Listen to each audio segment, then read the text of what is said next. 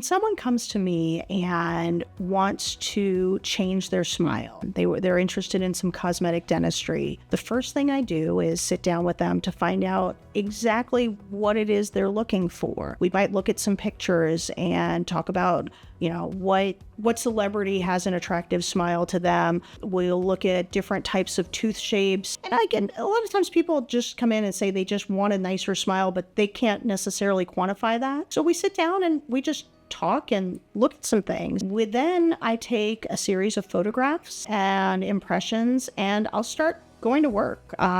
We'll work on design. I design smiles keeping the patient's whole face in mind. People don't always realize that teeth impact how the rest of the face looks. Changing someone's teeth can make them look more youthful. It can, make their face look fuller. But sometimes if it's not done well, it can impact their speech. It can sometimes cause other issues. So I work with designing specifically for that patient, their goals, and what their face and anatomy will allow. Usually I'll do a try-in before the patient commits to doing treatment. We will try in everything so that we can see in 3D how it looks in their face. We'll take more photos. We'll have them speak, make sure we haven't changed their speech. And at that point, the patient can give me some more concrete feedback about what they like, what they don't like, and we can make changes from there.